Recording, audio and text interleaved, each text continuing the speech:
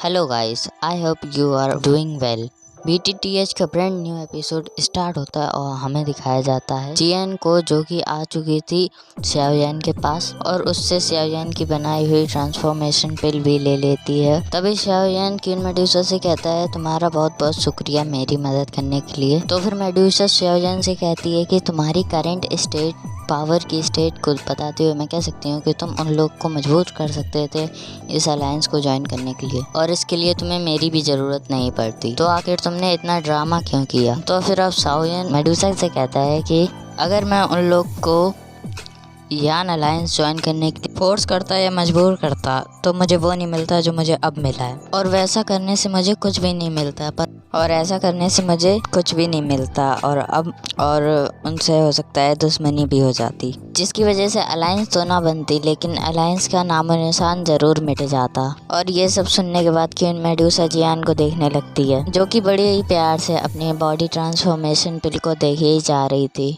और अब जियान कहता है अब केवल 1 या 2 महीने के अंदर ही हमारा कॉन्ट्रैक्ट कंप्लीट हो जाएगा। जिस पर मेडुसा कहती है कि क्या तुम इसके बारे में भूल चुके हो कि तुम मुझे जैसे ही सोल रेजिस्टेंस पिल दोगे तो सबसे पहले मेरा मारने का टारगेट होगे तुम। मेरे हाथों से जो सबसे पहला मर्डर होगा वो तुम्हारा होगा, और क्या तुम्हें लगता है कि तुम मेरा सामना कर पाओगे? xiaoyan उससे कहता है कि मैं सारी की सारी चीजें अच्छे तरीके से जानता हूँ, लेकिन मैं अपनी जान बचाने के चक्कर में अपने वादे को नहीं तोड़ सकता। मैंने जो एग्रीमेंट बनाया था मैं उसी के हिसाब से चलूंगा। और तुम उन सारे एलेक्सर को भी तो ढूंढ रही थी, और तुम्ही ने मुझे बताया था कि तुम्हें उन सारे एलेक्सर में से कुछ एलेक्सर मिल भी गए थे, और अगर तुम मुझे वो दे दो तो मैं बहुत ही जल्दी तुम्हारी सोल रीअसेसिंग पिल को भी तैयार कर दूंगा। जिस पर मेडुसा कहती है कि उन सारे हब को तो जियान ने खा लिया। जिस बात को सुनकर जियान मुस्कुराने लगती है, और फिर मेडुसा xiaoyan से कहती है अगर तुम जल्द से जल्द सोल रीअसेसिंग पिल को बनाना चाहते हो तो मतलब इसका यही है कि तुम अपनी मौत को बुलावा दे रहे हो। तब तो तुम्हें ये सारी गड़बड़ करने की जरूरत ही नहीं है, तुम डायरेक्टली कह सकते हो कि तुम मुझे जान से मार दो, तो मैं तुम्हारी इस काम में जरूर से ही बहुत अच्छे से मदद करूंगी। लेकिन तभी जियान मेडुसा से कहने लगती है कि मैंने वो सारे एलेक्सर नहीं खाए थे, जिससे यहाँ पे हम सभी के सामने मेडुसा की पोल खुल जाती है। तो फिर वह xiaoyan से सफाई देते हुए कहती है ऐसा मत समझना कि मैंने अपना मन बदल लिया तुम्हें मारने का, मैं तो बस यही चाहती हूँ कि तुम थोड़े दिन और अपनी चैन की जिंदगी जी लो। xiaoyan कहता है ठीक है जैसा तुम कहो, लेकिन xiaodi और xiaoli अच्छे से उसके इरादों को समझते थे। तभी अचानक से ही जिया की बॉडी में कुछ चेंजेस आने लगते हैं और उसके आसपास काफी सारी स्पिरिचुअल एनर्जी इकट्ठा हो जाती है। जिया अब xiaoyan से कहती है ऐसा लगता है कि मेरी बॉडी ट्रांसफॉर्म होने वाली, जिससे xiaoyan कहता है हाँ मुझे भी ऐसा ही लगता है, और वैसे मैं बताऊं तो मेरा भी नया लेवल को ब्रेक थ्रू करने का समय आ गया है, जिससे कि हम दोनों को ही एक बहुत ही शांत जगह को ढूंढनी होगी अपने अपने ब्रेक थ्रू को कंप्लीट करने के लिए। इसलिए अब तुम्हें यहाँ से मेरे साथ चलना होगा, और हम लोग को एक ही काम है इसीलिए हम वो एक साथ करेंगे। जिससे कि वो xiaoding और xiaoli से कह देता है ये काम मेरे लिए सबसे करना जरूरी है, जिससे xiaoding कहते हैं हाँ मैं भी ये बात जानता हूँ, तुम्हारे लिए सबसे ज्यादा जरूरी है अपनी स्ट्रेंथ को गेन करने, इसलिए तुम अपनी यान अलायंस का सारे मैटर मेरे ऊपर छोड़ सकते हो, मैं तुम्हारी गैर मौजूदगी में सब कुछ संभाल लूंगा। और जैसे ही xiaoyan यहाँ से जाने लगता है तो मेडुसा कहती है अब तुम जियान को लेके कहाँ जा रहे हो? तो xiaoyan मेडुसा से कहता है कि जिया को ट्रांसफॉर्म होने में काफी ज्यादा एनर्जी की जरूरत पड़ेगी। तो फिर मेडुसा उससे कहती है तब तो तुम्हें जियान को माउंटेन ऑफ फोरग्राफ्ट में ले जाना चाहिए, क्योंकि वो जगह बहुत ही ज़्यादा बेहतर हो, क्योंकि वहाँ की जो मैजिकल बीस्ट की रेंज है वो बहुत ही ज़्यादा, लेकिन वो तुम्हारे साथ में जा रही है इसलिए मैं भी तुम्हारे साथ में जाऊंगी। तो xiaoyan उससे कहता है कि वैसे हम लोग अपनी लेवल को एडवांस करने के लिए जा रहे हैं, ये कोई मजाक थोड़ी है।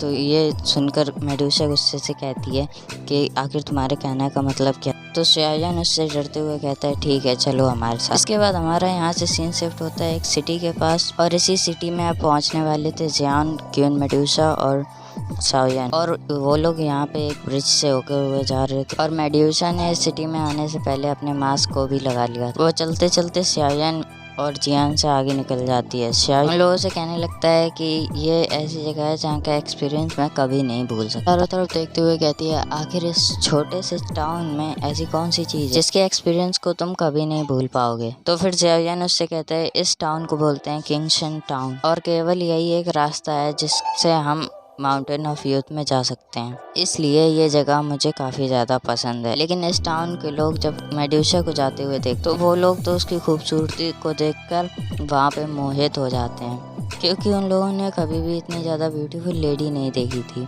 और वहाँ के कुछ लोग तो उसको देखकर वहाँ अपना रास्ता ही भटक गए थे। लेकिन अपने चारों तरफ देखकर ऐसे लोगों को मेडुसा को बहुत ही ज़्यादा गुस्सा आता है। अपने अटैक को करने के लिए प्रिपेयर भी हो जाती, लेकिन तभी शाओयान आके उसे रोक देता है और कहता है भूल जाओ, ऐसा तो हमेशा ही होगा। तो फिर नाराज़गी बुला के आगे बढ़ने लगती है। वो लोग आगे जाने ही वाले थे कि फिर टाउन के अंदर से एक बंदा और एक छोटी कज़न उसकी बाहर भागते हुए आ रही थी, जिनके पीछे कुछ लोग पड़े हुए थे और वो लोग उन्हें मारना चाहते थे। वो सभी लोग उनको घेर लेते हैं और कहने लगते हैं आज का जो बैटल तुम्हारे मर्सरी ग्रुप के साथ हुआ था, उसके हिसाब से तुम में से किसी को भी जिंदा नहीं छोड़ना है, इसलिए तुम लोग भी यहाँ से जा नहीं सकते। तो फिर वो बंदा कहने लगता है आखिर पूरा किंगस्टन टाउन तुम्हारे हवाले कर चुके हैं, फिर आखिर क्यों तुम लोग हमको मारना चाहते हो? इतना भी ज्यादा लालच करना ठीक नहीं होता। तो उनमें से एक आदमी कहता है कि हमें इस बात से कोई फर्क नहीं पड़ता, हमारे बॉस ने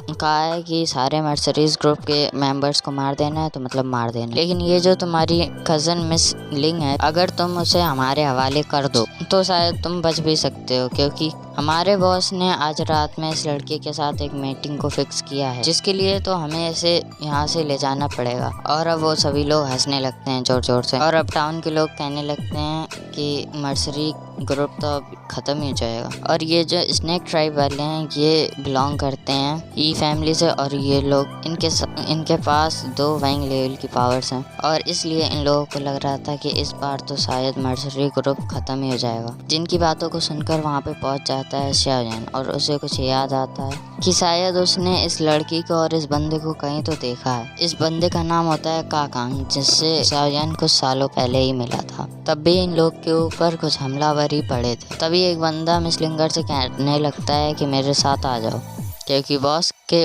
मजे लेने के बाद मैं भी तुमसे कुछ करूँगा। जिस बात से कैंग को काफ़ी ज़्यादा गुस्सा आता है और उस पर हमला कर देता है, और वो लिंगलोंग से भागने के लिए कहता है तुम्हें यहाँ से माउंटेन ऑफ वर्ल्ड ग्रोथ में जाना होगा। और वो उन लोगों से फाइट करने की कोशिश करता है, लेकिन अगले ही पल वो लोग उसे उठा के फेंक देते हैं। लिंगर काकांग के पास में आती है और वो कहती है कि मैं तुम्हें छोड़ के कहीं नहीं जाऊंगी। इसके बाद वो हमलावर उनसे कहने लगता है इस किंग टाउन में ऐसा कोई नहीं है जो तुम्हारी मदद कर सके, तो चिल्लाने से कोई फायदा नहीं है। और कोई तुम्हें बचाने के लिए, और इससे पहले वो उसको टच करता, वहाँ पे शाओयान अपनी एंट्री मारता है और उसको एक लात देता है। और अब ये देखकर वो सभी लोग चौंक जाते हैं कि आखिर अब ये कौन आ गया। शाओयान लिंगर के सामने जाके खड़ा हो जाता है, जिसे देख हमलावर कहने लगते हैं आखिर तुम कौन, हमारी हिम्मत कैसे हुई स्नेक टाउन के लोगों पर हमला करने की? इस टाउन में ऐसा कोई भी नहीं है जो हमारा मुकाबला कर सके। और जो मेन बंदा होता है उसको बहुत ही ज्यादा चोट लगी थी, और वो कहता है बच्चे तुम्हारे अंदर दम तो है,